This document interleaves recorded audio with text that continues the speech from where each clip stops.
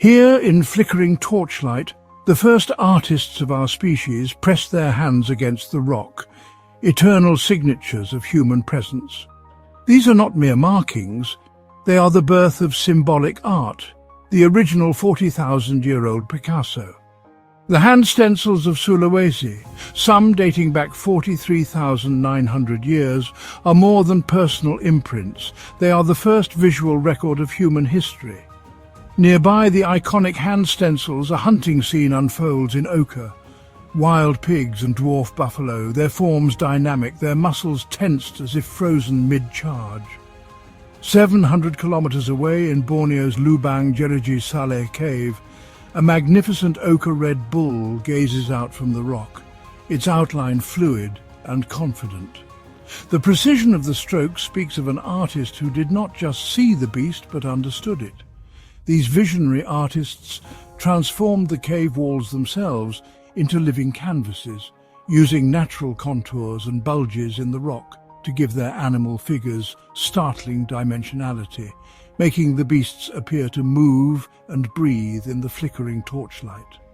The artists of Lascaux and Altamira worked in sweeping, confident strokes, using charcoal and iron-rich ochres to build depth and shadow. They scraped away rock to create relief, making horses seem to leap from the walls. At Chauvet, they smudged charcoal with their fingers to mimic fur, daubed manganese to stain muzzles black.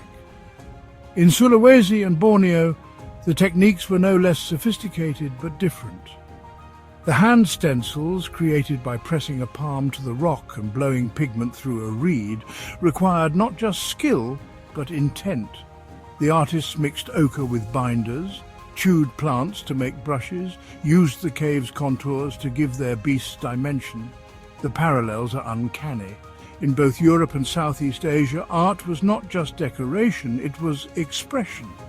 Although the artists of Chauvet and Sulawesi never met, they lived in different worlds, under different stars, but they shared the same creativity. The artists of these caves were not primitive, they were dreamers, storytellers, seekers of meaning. Art was not a European invention, it was a human one. And in the damp, echoing chambers of these caves, where handprints still glow like embers after 40,000 years, we hear the clearest message of all. The artists of Sulawesi and Borneo were not latecomers to creativity. They were its pioneers.